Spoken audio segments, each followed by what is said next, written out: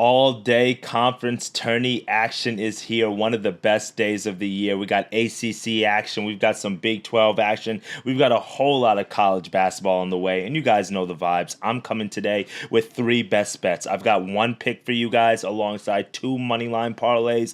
Those have been continuing to make us money, so no need to go away from it. Let's get into this slate, and let's have a day. This is the Free 3. I love it, Noble. Noble, I also love your YouTube videos. I watched them while I was gone. That was fire. But getting paid because yesterday we had a full sweep. Mike going under, that was just icing on the cake. Why are we going to go in such a weak AFC South? Unless we have the NBA Blowout Association. Bang! Knicks take a 1-point lead with 13. When you hear the sirens, you know what that means. You got barbecue back there, and you didn't invite me. Hurt my feelings. Good morning, my friends. It is your boy Noble Living back with another DYF Bets video where I'm breaking down my favorite picks and plays of the day as we just try to get to the bag and make some money on this Tuesday, March the 11th.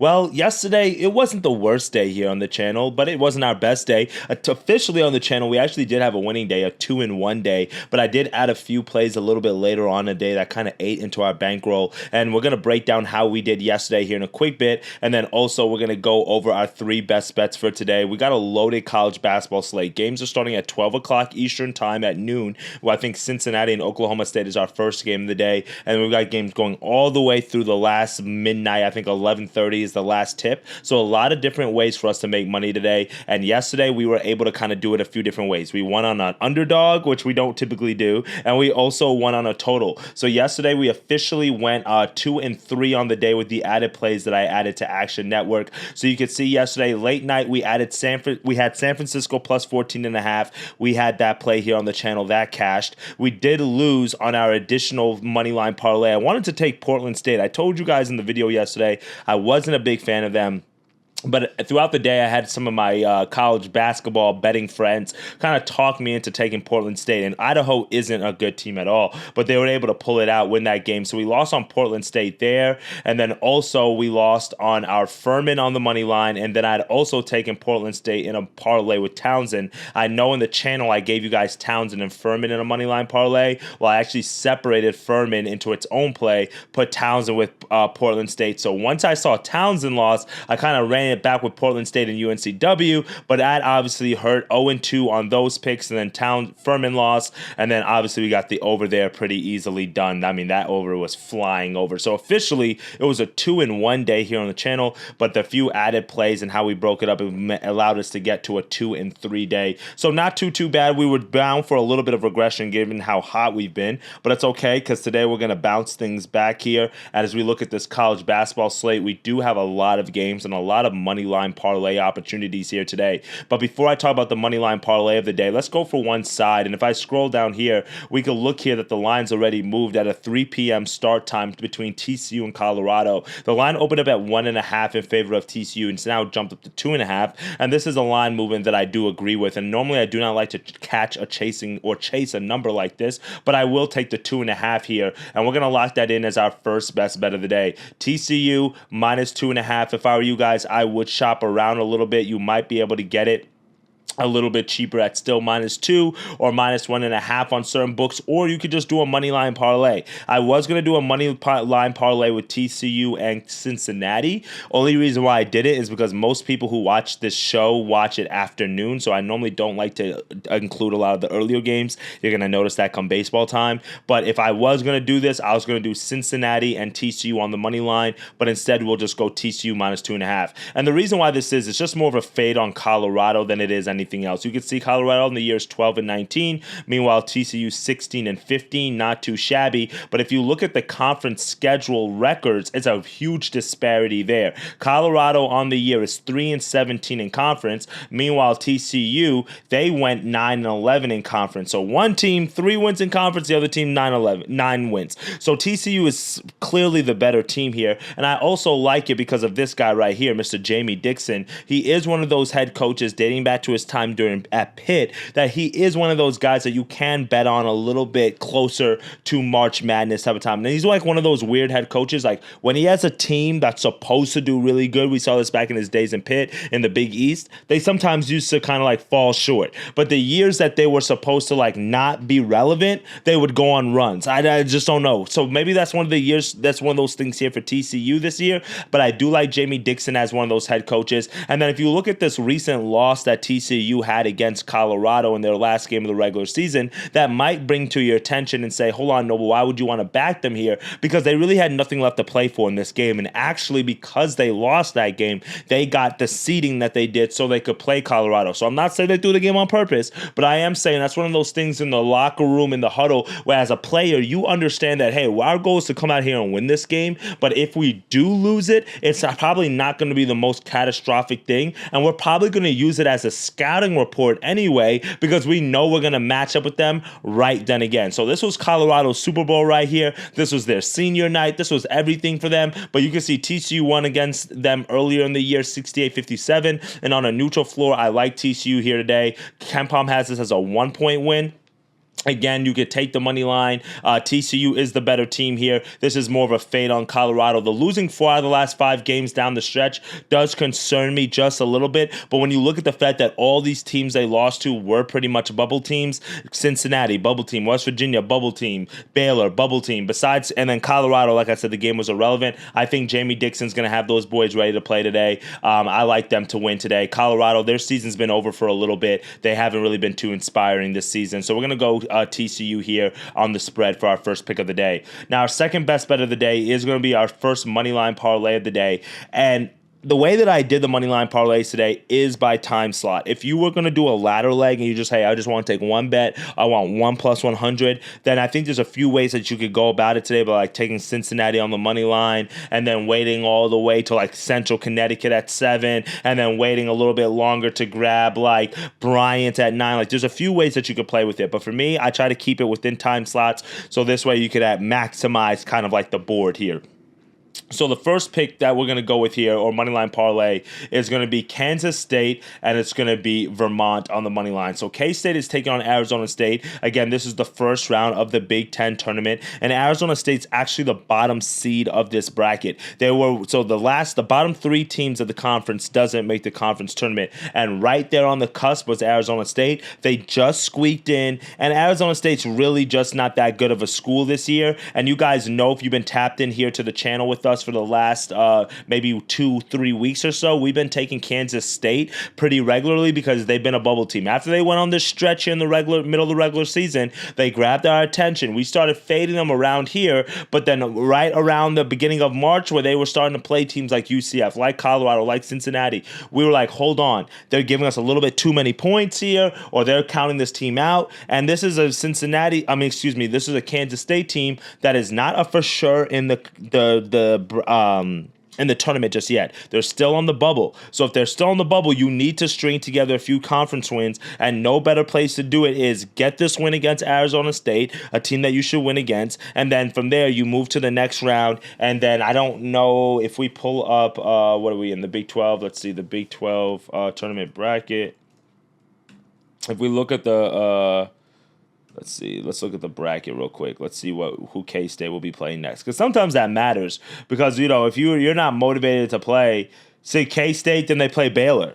Baylor's out of all these next teams, Iowa State, Kansas, maybe West Virginia you might want, but you really want, like, Baylor's probably the most beatable of those teams. And then you're going to go face Texas Tech, which is also beatable. You don't have to touch Houston. You don't have to necessarily run into the high-flying offense of Arizona. So for me, if I'm Kansas State, I try to grab this win. Maybe you can sneak this win against Baylor right here. And then from there, you probably have set yourself up to give the committee something to think about. So that's really what I'm looking at here in this matchup. It's been a struggle for Arizona State all year. If you want to go through the numbers, I mean, we can, but again, it's just been more of a struggle for Bobby Hurley's team. They've lost 4 straight to end the regular season, and then really when it looks at, this is 4-6 games, so they lost 10 of their last 11 games down the stretch. I don't want to back any team like that. I'm sorry. So for me, it's going to be Kansas State on the money line. Now, the second team that we're throwing in here is Vermont.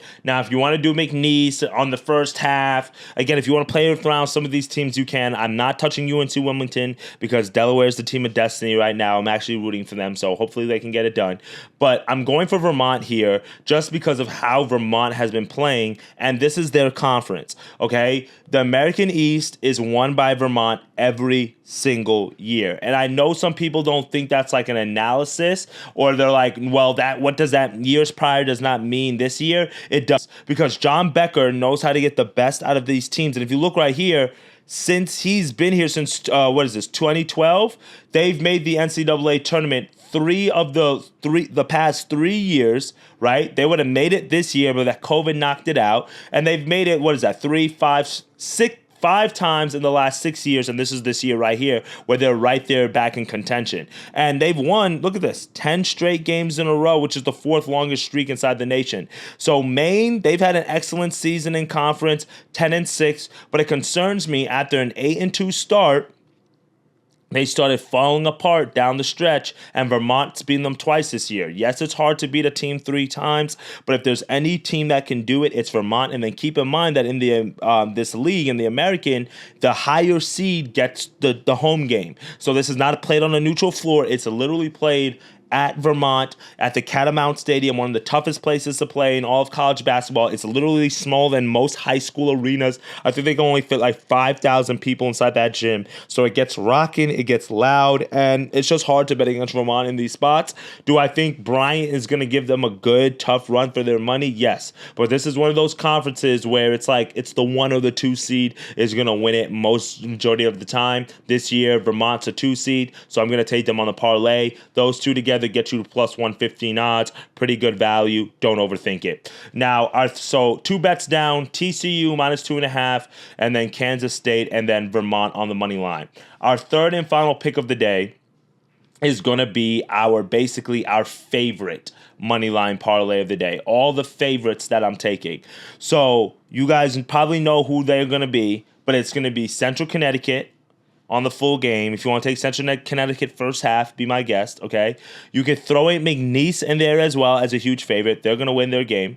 But I also put together Bryant in this parlay. I did Northern Colorado. And then as I scroll down here, we got Montana at 11:30. So that's a late night 4-legger that's going to get you to plus 191. Now, again, if you want to take out Montana, that gets you to plus 106. If you want to take out Colorado and then you want to throw in, well, you're going to need either Northern Colorado or Montana to get the odds value to get to plus 100, but you can play around with any of those, and then again, you can add McNeese in there as well. So to kind of talk about these games real fast from a high level, Central Connecticut, they're at home today against St. Francis, PA. This is the championship game of whatever conference they're in. I want to say they're in the Northeastern Conference. We can go look it up real quick. Central Connecticut. They're in the finals of the Northeast Conference, yes. They right now the nation's longest win streak, 14 wins in a row. We've been riding Central Connecticut majority of the season. I mean, like, we've been backing them. We lost right here. I remember when they lost these back-to-back games, but we didn't falter. We kept taking them, and they've greened us out. They're one of those teams that you can take every single game and you'll probably win. You can see Ken Palmes is a 10-point win for them against St. Francis. They beat them by 16 right here. And then earlier in the season, if we scroll up before their two losses, they beat them by 15. So they've won both of the games pretty handily. This game is at home for Central Connecticut. It is a sold-out game, so it is not on a neutral floor. It is a home game for them. And the fact that they had to escape against Fairleigh Dickinson in overtime, I think that was their wake-up call. And that was really their thing. Hey, we're going to get everybody's best shot. They were winning that game by about double digits at halftime. And they relinquished the lead. And you know what? These teams are not going to give up. And I think it's better to face that in the semifinals than in the finals where you can't recover from it. So Central Connecticut, they're going to grab the dub. And I like them as a team that maybe get a 13 seed, maybe a 12 seed, and they may upset somebody. They're a pretty good squad. I like the way Central Connecticut's been looking this season. We've been backing them pretty often. Now, for the Bryant Bulldogs, I just mentioned them against Vermont. They're the other team in the American East. As you can see, they finished number 1 in conference at 14-2. So now they're going to be taking on University of Albany, and Albany's had a pretty good year. But I like the fact that they lost to this Albany team at home. Now, like I said, it's tough to beat a team 2 times in a row. But the fact that you lose to them once, basically we have a rubber match here, and then you lost to them at home, and now you get to get the revenge against them back at your place again. That's not only a revenge spot, but that's as good of a revenge spot as you can get because you're playing it in your own backyard in a very familiar environment. So for me, Albany, they've had a great season thus far. Are they a team that could upset Bryant? Sure. But the way that Bryant's looked this season, like I said, the only 2 losses came to this Albany team and then came to Vermont. And that's not a bad loss to Vermont. Vermont versus Bryant in the championship of the American East, that's what everybody wants to see. And that's what's going to happen. So it's going to be that next game. Take Bryant on the money line. Moving on, Northern Colorado. This is an interesting game here. And the reason why is because we have a pretty short line in the Big Sky. But this is one of those conferences. Let's pull up the conference standings real quickly here in the Big Sky so I can kind of show you guys what's going on here. Both of these teams are 15-3. Yesterday, we took Portland State against Idaho, and we lost. But you can see the disparity between Montana and Northern Colorado at 15-3, and then Portland State at 11-7, Idaho State at 10-8. What does that tell you? Basically, the top 2 teams here are the best 2 teams, and everybody else is just there, really. So for me, Northern Colorado, Montana, is it a for sure lock? No. But should they win their games today and face each other for the Big Sky Championship tomorrow? Yes. That's how it should go. That's how both of these teams have been playing. They're the better opponents. And then for me, Northern Colorado, they get a pretty good matchup here with a Montana State team that they were able to beat twice in the regular season. You can see they beat them here by 1 on the road, and then they also beat them here at home by about 8 points. So it is a revenge spot in a way for Montana because, again, it's tough to beat the same team twice,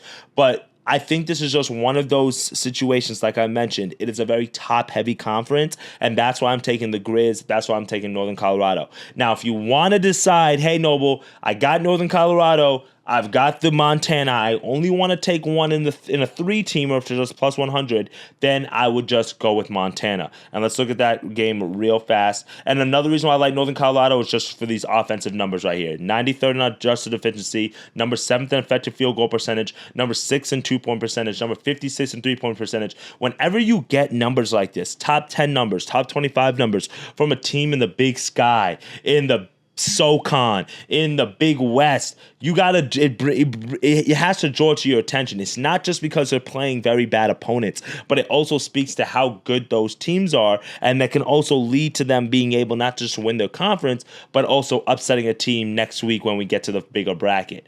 But when I talk about the Montana Grizzlies, the reason why I like them in this matchup is not only are they a strong offense, you can see 26th in offensive efficiency and effective field goal percentage, 19th in 2-point percentage, but also Idaho, they've done well. They've gone on a good run. But this is a 14-18 team. This is a team that was 347th in a defensive adjusted efficiency, 315th in effective field goal percentage on the defensive end, 306 in turnover percentage. So they were able to beat Portland State last night in an upset. But that was one of those games where they kind of matched up with Portland State very well. That's why I kind of wanted to stay off of it. I got talked into it. I lost money. But again, I kind of saw what people were talking about when they said they matched up well. Well, they don't match up well against this Montana team. Why? Because this Montana team is big on the inside. They shoot a whole lot of 2s, but they can also shoot the ball very well from the 3-point line that stretches you out. And when you have a very good offense against a very, very weak defense like Idaho's, you ask them to do something out of their character come conference time. It's one thing like Delaware, they're hitting shots right now. They didn't hit shots in the regular season, but they're hitting shots. That's what, but they're still playing good defense. That's why they're going on a run in the CAA. But it's completely different when you're asking a team to do something that they don't do. So asking Idaho to play defense, and when they're ranked 20th in defensive efficiency, that's not going to be their game. So unless they can keep up offensively with Montana, which I don't see how because Montana has a size advantage here, I like Montana to grab the win here against the Idaho. So we're gonna go Central Connecticut on the money line here. We've got Bryant on the money line. We've got not Lamar. I don't know how Lamar got in there. We've got Northern Colorado, and then we've also got let's see here, Montana.